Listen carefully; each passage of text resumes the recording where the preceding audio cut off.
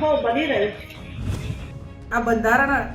અમલમાં આવ્યું અને જ્યારે અનામત આપવામાં આવી ત્યારે ખૂબ સર્વે કરીને પછાત સમાજો આર્થિક રીતે સદ્ધર થાય, એમનું ઉત્થાન થાય, સામાજિક રીતે, રાજકીય રીતે અને શૈક્ષણિક રીતે આ એસસી એસટી ઓબીસી સમાજ ખૂબ આગળ વધે એના માટે કરીને એકદમ સર્વે કરીને જે તે વખતે એનું અનામત આપવામાં આવેલું હતું। વસ્તી ગણતરી માટેની વાત અવારનવાર તમામ વિપક્ષો અને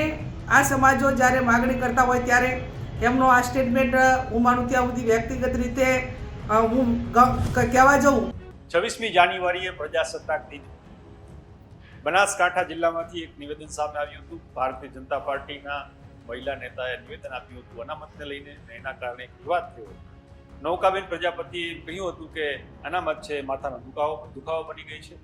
હવે સાંસદ ગેનીબેને પણ એનો જવાબ આપ્યો છે, એના છે પ્રતિભાવ આપ્યો છે, વિવાદ કરી આવ્યો છે।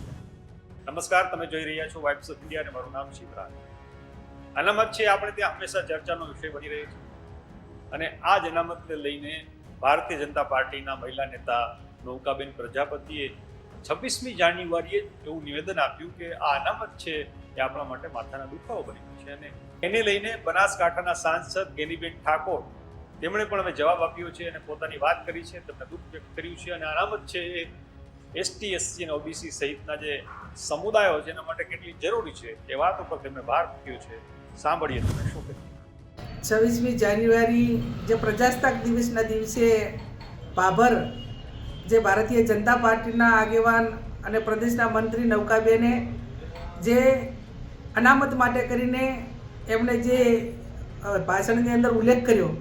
એ ખરેખર હું માનું ત્યાં સુધી એસસી એસટી ઓબીસી અને પોતે પણ ઓબીસી સમાજમાંથી આવતા હોય ત્યારે જ્યારે આ બંધારણ અમલમાં આવ્યું અને જ્યારે અનામત આપવામાં આવી ત્યારે ખૂબ સર્વે કરીને પછાત સમાજો આર્થિક રીતે સદ્ધર થાય, એમનું ઉત્થાન થાય, સામાજિક રીતે, રાજકીય રીતે અને શૈક્ષણિક રીતે આ એસસી એસટી ઓબીસી સમાજ ખૂબ આગળ વધે એના માટે કરીને એકદમ સર્વે કરીને જે તે વખતે એનું અનામત આપવામાં આવેલું હતું। આજે પણ અમે બધા જ લોકો એવા ઈચ્છે છે કે વસ્તીના ધોરણે એની જનગણના થાય, વસ્તીના ધોરણે એ લોકોને બજેટ આપવામાં આવે અને એસસી એસટી ઓબીસીની વસ્તી રાજ્યમાં કે દેશમાં કેટલી છે એના માટે કરીને વસ્તી ગણતરી માટેની વાત અવારનવાર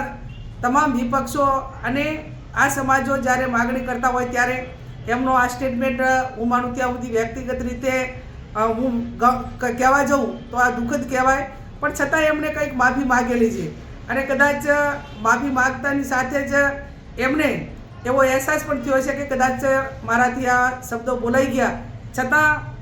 ભવિષ્યની અંદર એસસી એસટી ઓબીસી કોઈ જે અનામત કેટેગરીવાળા સમાજો છે એ આપણો હક અને અધિકાર જ્યારે સરકાર પાસે માગતા હોય ત્યારે આવા સ્ટેટમેન્ટ આવા સમયે દુઃખદ ગણાય મારા વ્યક્તિગત માનવા પ્રમાણે। તો અનામતને લઈને નૌકાબેન પ્રજાપતિ જે વાત કરી હતી, નિવેદન આપ્યું હતું, એને લઈને સાંસદ ગેનીબેન જે બોલ્યા છે એના વિશે તમારું શું કહેવું છે અમને કોમેન્ટ કરીને જણાવજો।